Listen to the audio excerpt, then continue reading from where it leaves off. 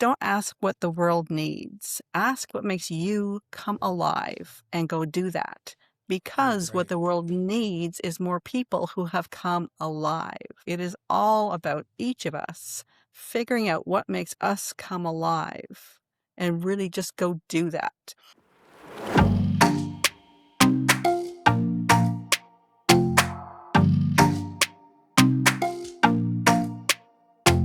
Hey everybody, Mike Banner here with the latest edition of 62 Who Knew.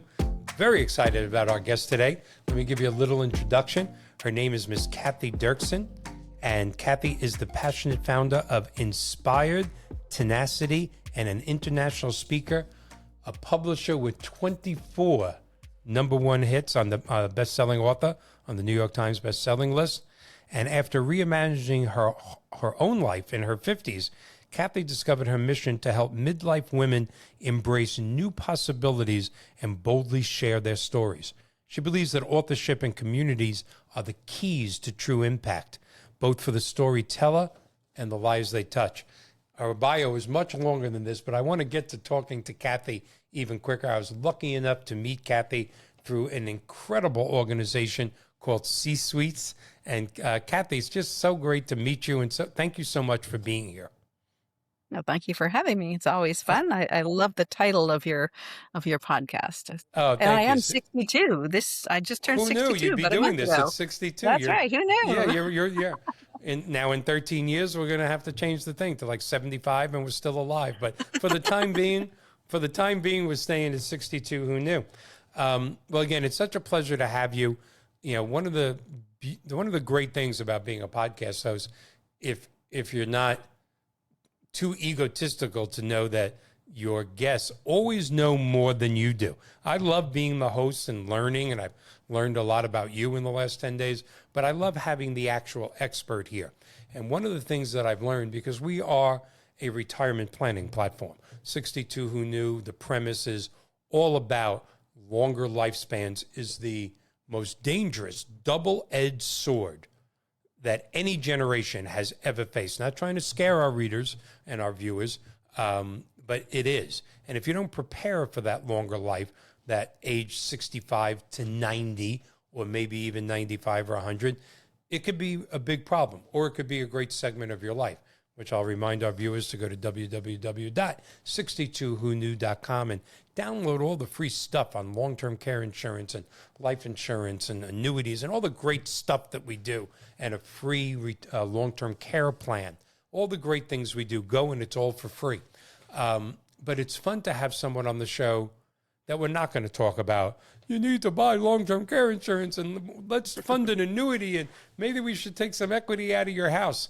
To have someone that actually talks about enriching people's lives like you, and from the female perspective, because one of the things that I've learned as a podcast host, that the female, the woman in the family, the mom, who is the caretaker and takes care of her family her whole life while she's working in today's environment, often is shortchanged in their 50s and 60s and 70s financially, dream-wise, meeting their goals, because they look back and go, wow, I helped mom and dad, I helped my in-laws, I took time off from my job, my husband realized all his dreams, I helped my children realize all their dreams.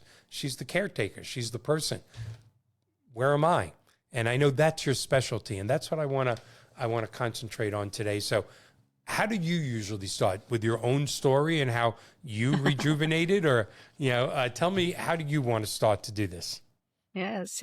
Well, I guess I'd love to start by kind of backing up one step and just letting you know that I actually used to be a certified financial planner.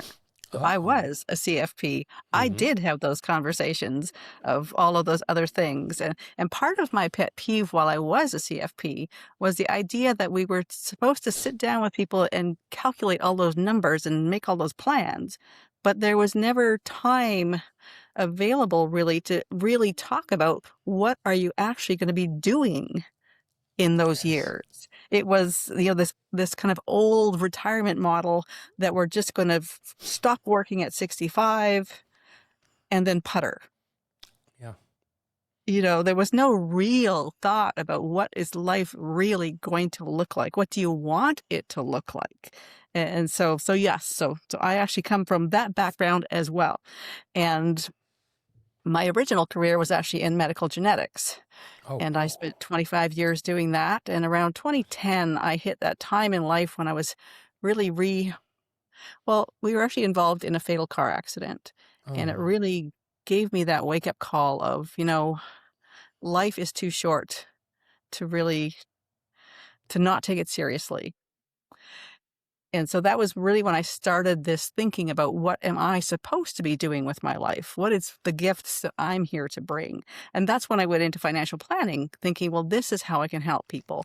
And specifically women. My goal was to be Yes. that financial planner that was there to understand a woman's situation, to be there as that voice that could help her shift all of that.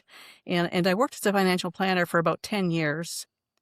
And really, one of the main reasons I left was that kind of, knowing that you're really in such a small box of what you're allowed to talk about, how you Hmm. can represent all of these different issues of retirement. And like you say, this idea that we need to plan to live into our hundreds Yes. these days.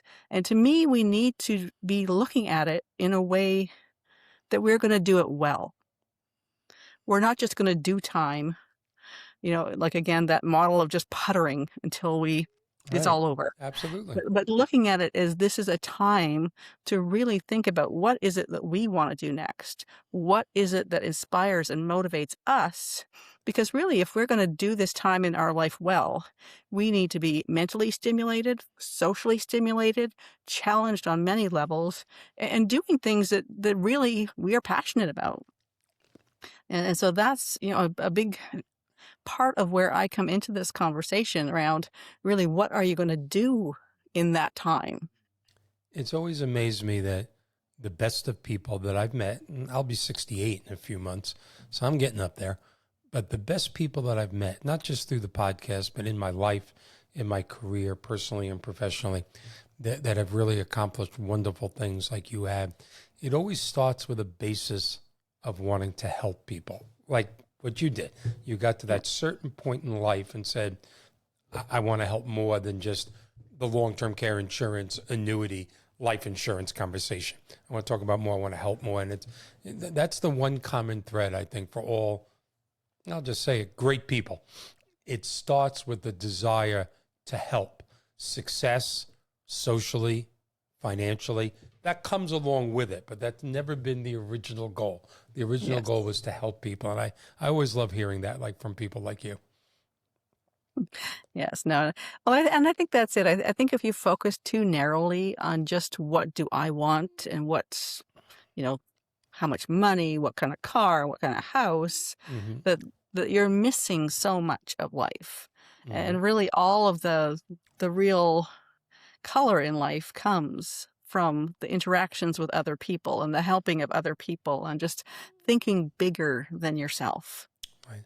A couple of things that I love about, I don't want to say read all 24 of your books, but I've researched several of them. I only have a certain amount of time, but it's in today's environment, and let's forget for a second even living longer. Let's forget that. In today's crazy economic environment, I'll say of the last 25 or 30 years, it is so hard for anyone, but I think it's still more difficult for women, but I think it's so hard to be the mom, the dad, the provider, the protector, the setting of goals. I mean, let's face it, there's never been, I'm sure our parents said this, I'm sure their parents said this, there's always the poor, there's the middle class. Then they invented 30 or 40 years ago the upper middle class. Then there's the rich, and then there's the uber rich.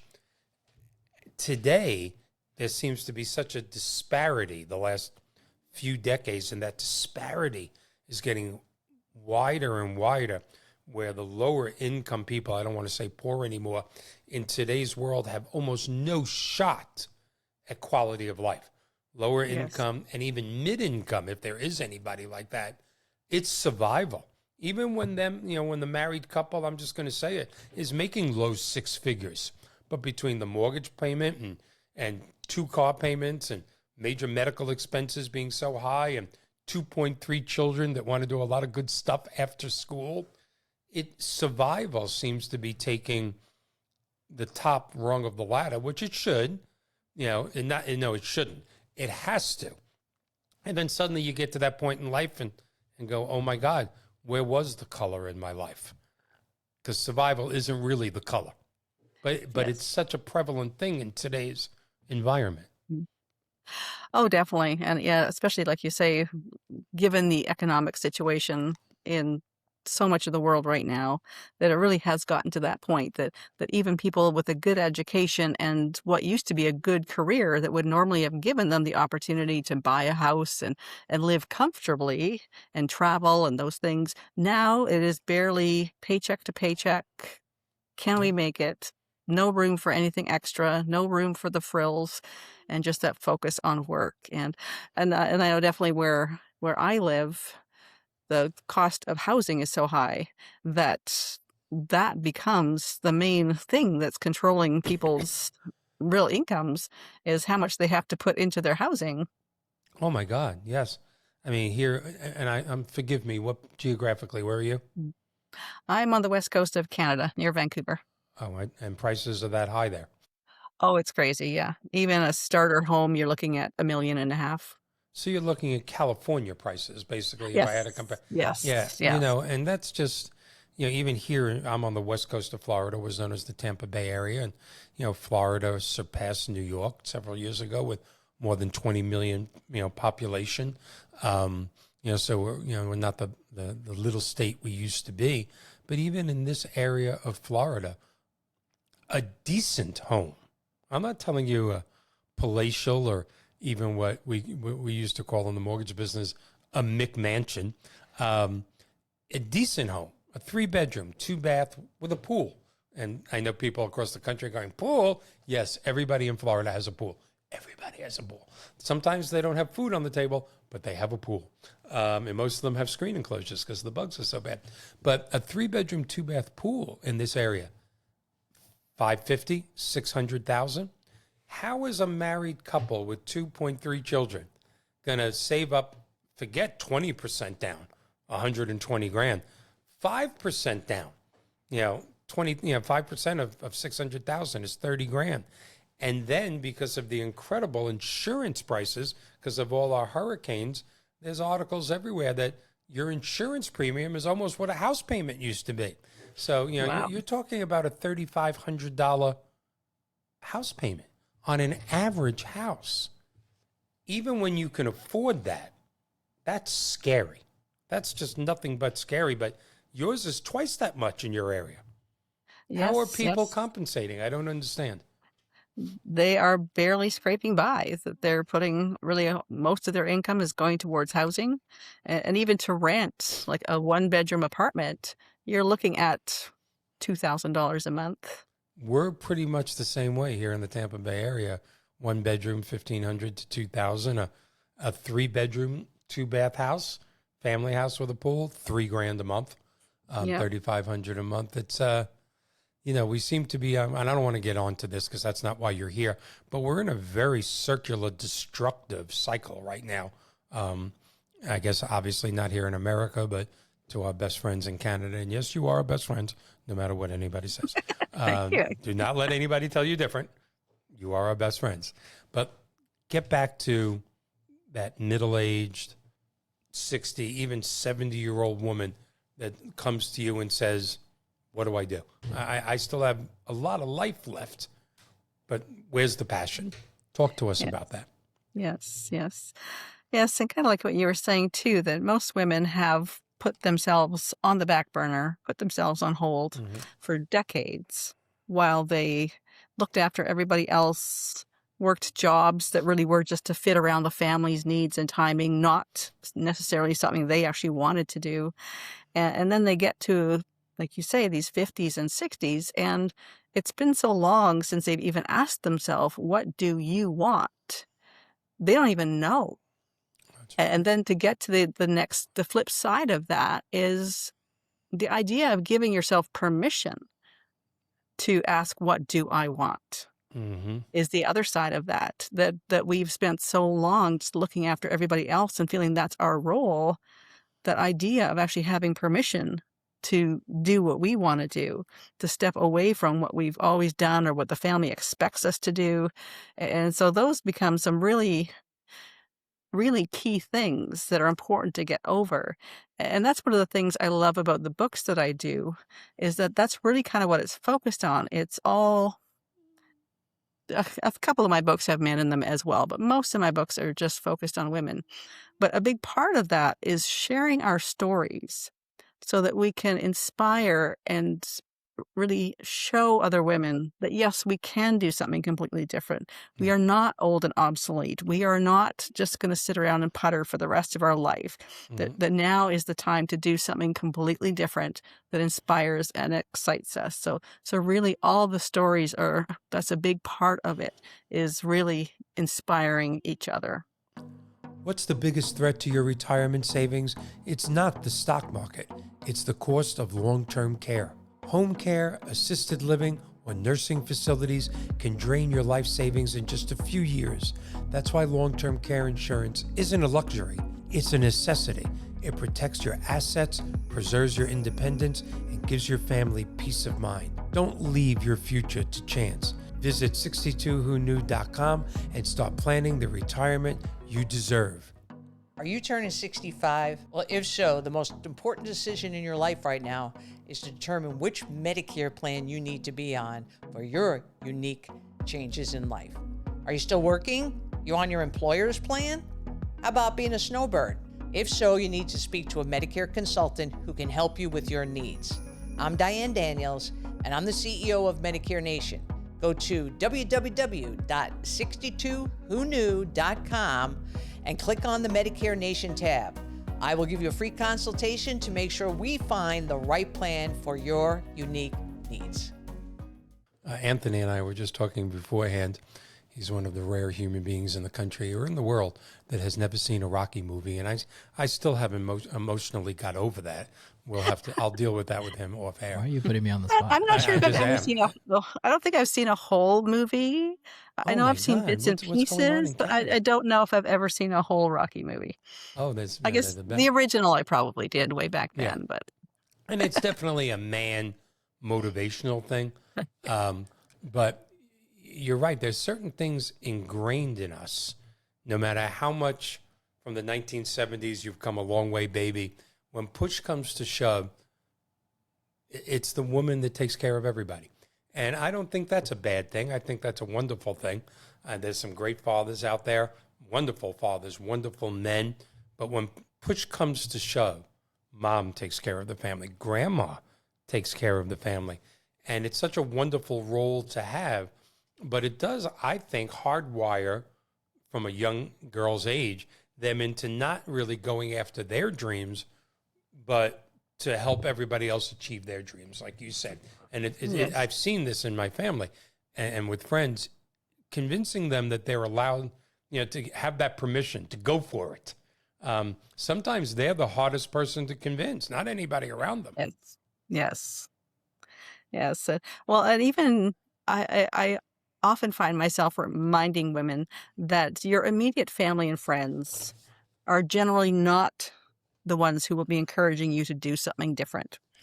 They're So often the true. ones that are, get uncertain about what are you doing? Why are you doing something different? Why are you, and so I really encourage people to not expect them to, because really they're trying to keep you safe and they're trying to keep the norm. They're trying to not rock the boat in their world, but really, to reach out to a bigger community and find those other people who are Yes. doing different things, who have stepped into new opportunities and possibilities, and know that you belong in this bigger world, not just in the small world that is home. Well, I didn't need your last comment to already know that you're probably a much more polite person than I am. And I'm going to put it just a little differently. You said the people around them, the immediate and close friends, want to keep things in the norm, and they might not be their biggest motivators. And unfortunately, maybe I'm a little tainted. I go back to that age-old cliche, misery loves company. And I find that even though that's a terrible saying, I have found even in my whole life, I'm a career mortgage person who several years ago branched into, and I'm very proud of, long-term care insurance, annuities, and other things to help people. I used to say elderly people, but now me, people my age, be prepared, because I wasn't prepared. I wouldn't be trying to build a national podcast and doing speeches all over the country about longevity if I prepared better 10 or 15 years ago. Now, I'm fortunate that I found Anthony and I joined C-suites and got some national sponsors, and I'm having a ball. But a lot of my friends are, oh, maybe you should just stick to doing mortgages. I mean, Michael, in your Yeah. mid-60s to go to something else, and some of these people I love. I mean, truly love. But I had to sit down and go, yeah, just because they're scared to do it, I don't want to be. And I got very lucky with some wonderful people around me. And not everybody gets that lucky, though. I have an inner circle of friends that are so, and relatives that are staggeringly motivating to me. Oh, But good. not everybody has that. No, no. Especially the woman, and Yes. especially if it comes down to now dinner's not going to be on the table because she's at a meeting. Your laundry might not be done as it might normally have been because she's busy, and and then we get down to the whole thing about grandkids and that responsibility of looking after grandkids. That's a whole other conversation. It really and truly is, because they're more fun than your kids. But again, spending quality time with them, babysitting them. Who is that usually? Grandma. And I'm sure they're having a ball, because I know how much time I spend with my grandchildren, and I'm having a ball. But when you're doing that, you're also not doing for yourself. I wouldn't replace that time with anything. I love it. Yes, yes. But again, specifically for the women, it's unfortunate that 99% of men, and I'll include myself in this, have to get a little older to realize that it's not a woman's place. This isn't 1950 to have your damn dinner on the table, to have your laundry done. Give me a break. If any man ever said that to one of my daughters, I would go crazy on them. This is not that world anymore. But then, it's not 1950. This is not Leave It to Beaver or Donna Reed. Is dinner ready? Get your own dinner. Sell something, will you? Go make us a Make living. my dinner. I want a pool. Go get your own dinner. I'm working on my dreams. You notice that Donna Reed and Leave It to Beaver's mom, they didn't have a pool, and they never left the house. This is wrong. But it is amazing how much of the country, they don't want to admit it, but still is in that mode. I want my wife to do everything she possibly can, as long as she's there whenever I need her. That's not right. But it took me a long time to realize that. Men are stupid. I'm sorry. Most men are stupid. That should be your next book. Well, Most men are part stupid. of it is just the culture that we were brought up in, and the Yes. messages that we've received as children and young Mhm. adults.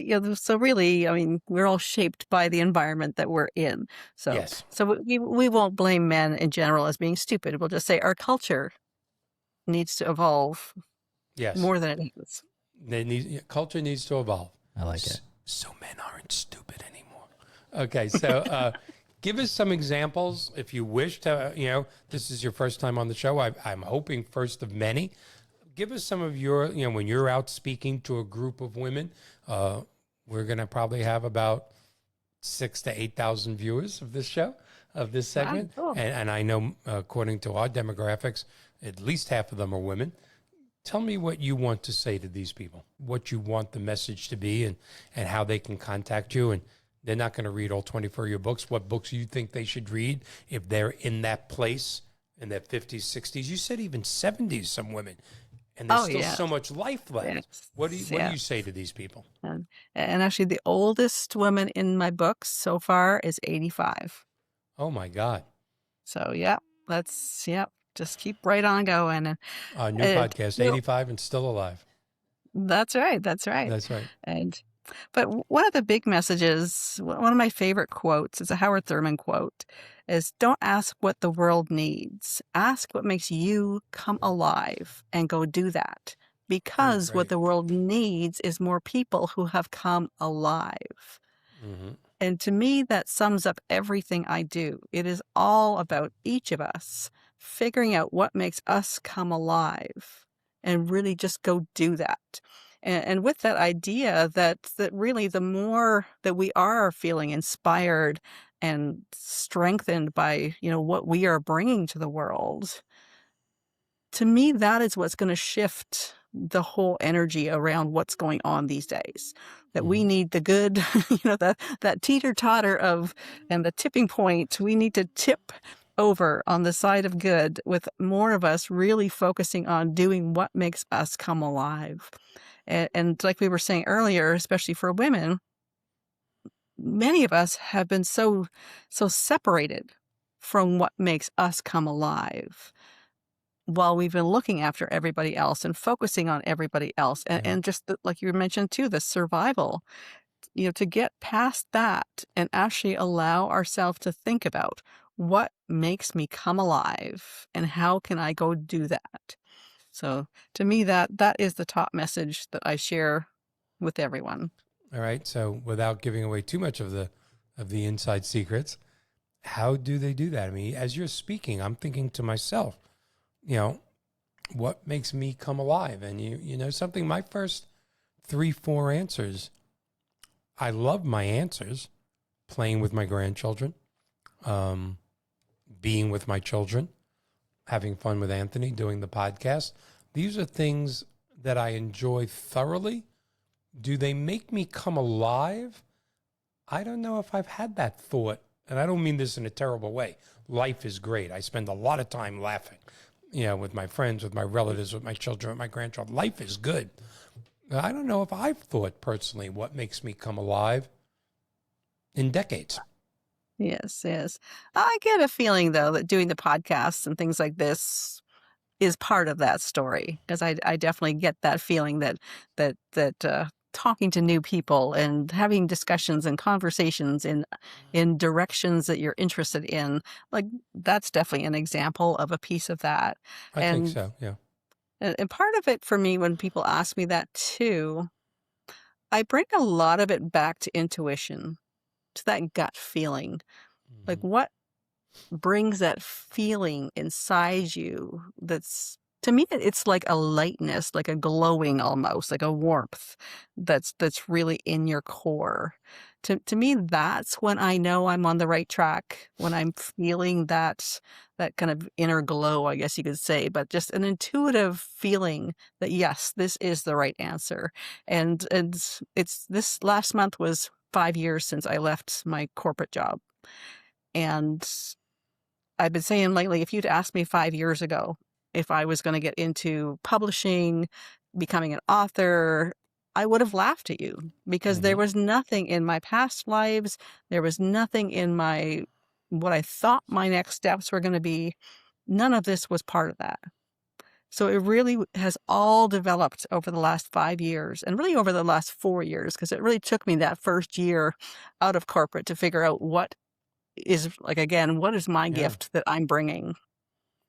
And so really it's only been in the last 4 years that I've really realized that this is what I'm here to do, that I'm here to help people share their stories, to help lift the community on a bigger scale with stories, and giving people opportunities to become published authors. We last year started doing billboards in Times Square, things like that. That's, our big bucket list things that, like, becoming an author and being on a billboard in Times Square, I would say are two things that almost everyone has on that list of, wow, wouldn't that be cool? But that'll never happen to me. So when you bring somebody into a program that actually makes those things happen, and now they are a published author, and now they are on a billboard in Times Square, to me, it really kind of opens up this whole other feeling of what else is possible. If I did those things that I thought were impossible, now what else is possible? And I think that's a hard question. That's a hard question to ask anyone. Yes. What do you want? Sure, on my bucket list is, taking the entire family, children and grandchildren, on a 2-week cruise to Alaska. That's part of the things that's on my bucket list. But that's doable. That's a factor of money. It's going to Yes. cost a And lot of money, planning. and I'm going to have a great year, and we're going to do it. Yeah. If somebody said to me, what's that ultimate bucket list, the things that you thought you'd never be able to do, I'd have to give that some real thought because I'm old. And a lot of those things I You're won't say not old.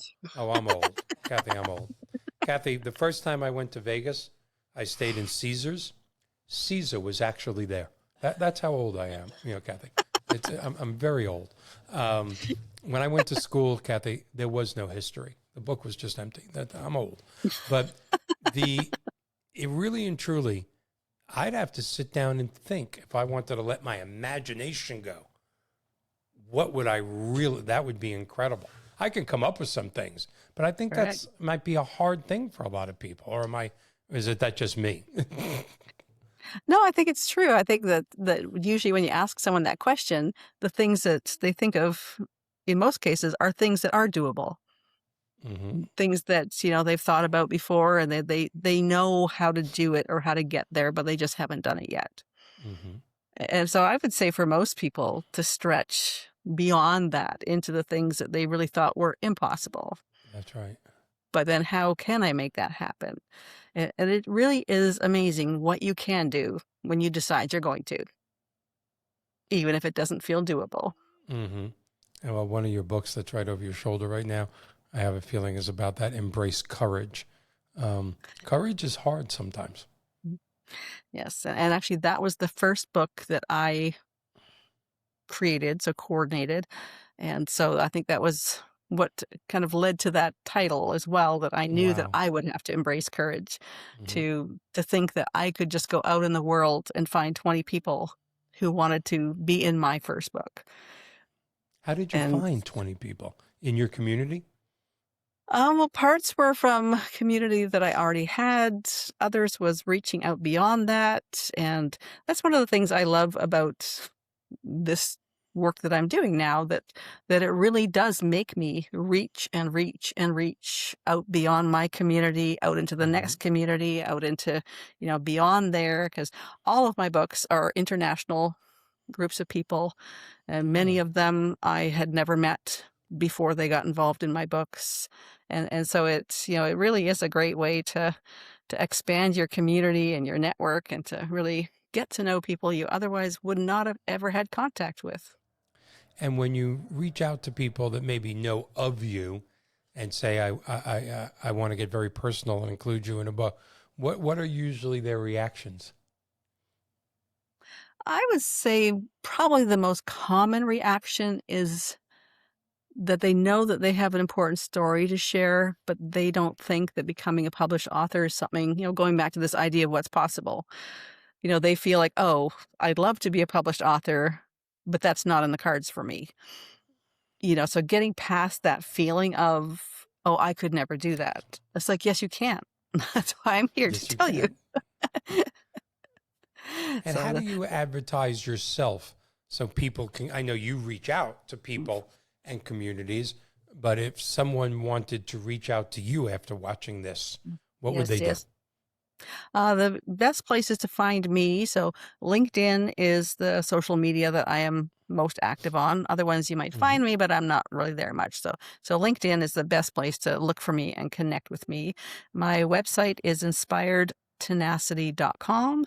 And on there, you'll find a list of my current book projects, lists of my published books that you can go straight to Amazon and pick up. There's even a section there called Gifts for You.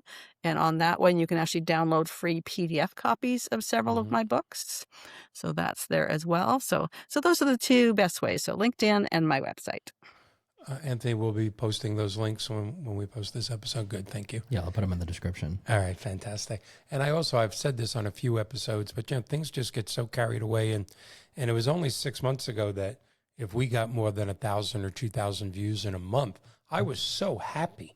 We learned on the last C-suite meeting that I had, that your average podcast gets like about 180 views a month, and most podcasters don't last 10 episodes and then they quit. And of course, last month we had 25,000 views. So things are, Wow. yeah, I'm happy. Congratulations. A lot has to do with our award-winning producer here. Give yourself a hand. We have sound effects too, again.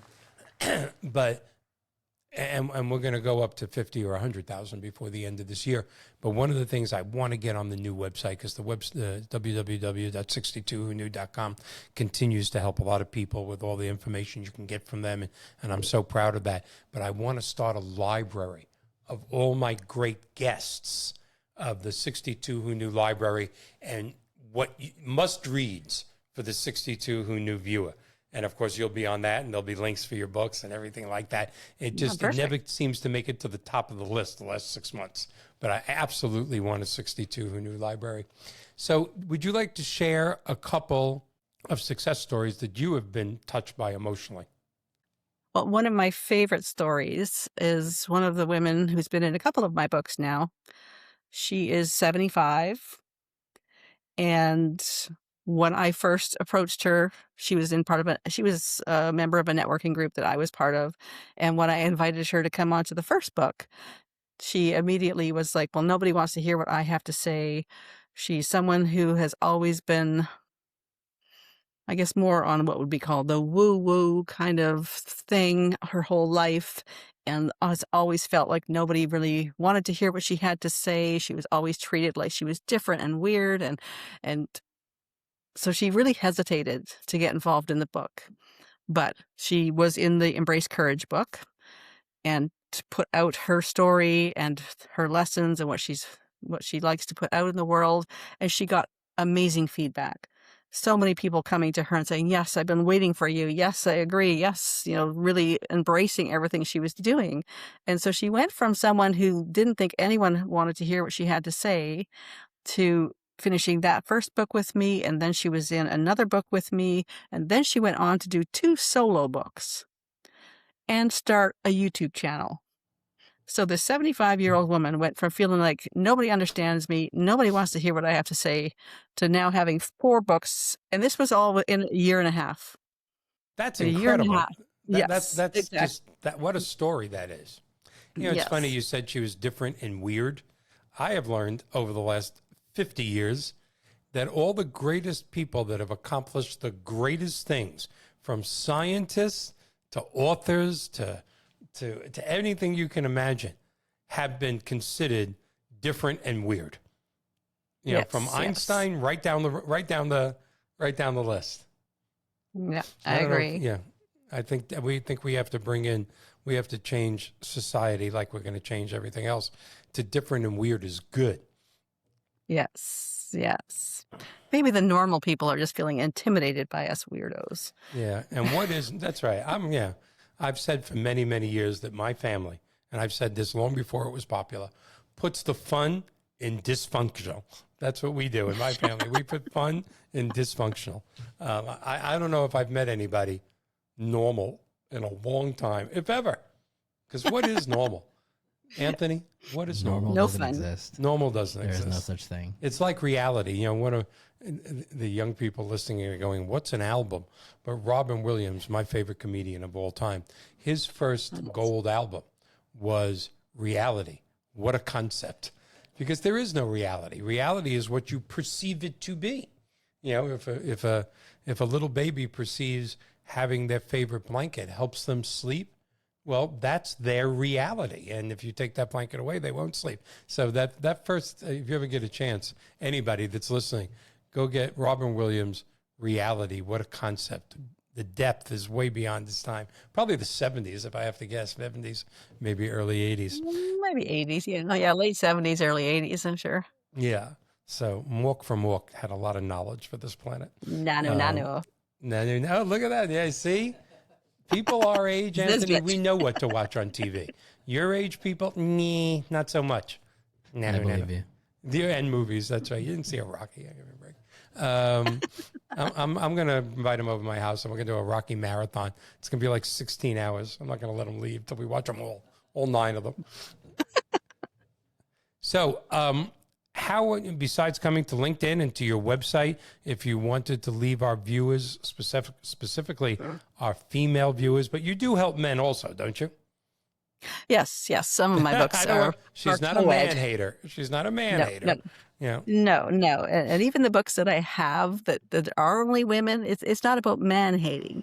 It's just that there's a different energy in the community that you bring together in a project when it's, just women or men and women. And yes, and hmm so I always have several different books on the go that are open for people to register and participate in. A couple of the ones that I'm doing right now, one is called Rooted in Resilience. Another one is called Intentional Perspective. That one's men and women. So I've always got books on the go. So anyone who thinks that they'd like to become a published author without having to write a whole book themselves, then definitely just get in touch with me and we'll find one that's a perfect fit for what you're focusing on.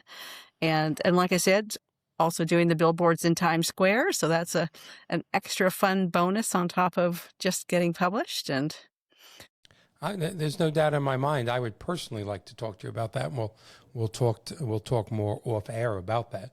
yeah, I wrote yeah. a book that I was very, very proud of. Still, am very proud of. It's called A Gift from My Father. It has nothing to do with retirement or any type of anything. It is my father was just the greatest father in the world, and he was the he was the greatest example of the greatest generation. And many of our young people today don't realize that the greatest generation is not a nickname. They were and will always be the greatest generation for so many reasons that it was incredible. They built the backbone of this great country with their ethics and their morals and their word being their bond and their handshake being their bond. And that's what this book is about. And my dad also was a heavily decorated World War II veteran who survived 14 months in a German POW camp. And us being Jewish, that was not an easy 14 months. Thank God he wasn't killed. And the book doesn't touch on that at all. The book is nothing but happy. But be that as it may, as we approach the 45-minute mark, what would be the message that you'd want to give to all the women watching 62 who knew, no matter what age they are? Yes, yes. No, definitely don't feel like you're stuck in what you used to do. Don't feel afraid to step into something that's completely new. And like I said, I was 57 when I started in publishing. And so at any age, we can start something completely new, and we are not old and obsolete. We are filled with wisdom and experience and so much to share. So that is my main thing. So find a community that you connect with and allow yourself to really step into new possibilities. What a great, great message, not just to the women viewers, but to all viewers. Everybody should be thinking like that. Thank you so much for being here. I hope it's the first of many times. And Perfect. thank you again for being a guest. Well, thank you for having me. It's been fun. All right, and everybody go to www.62new to see Cathy's links on how to get a hold of her. And again, take advantage of all the great stuff on our website. And thank you for watching, and we'll see you next week. Take care.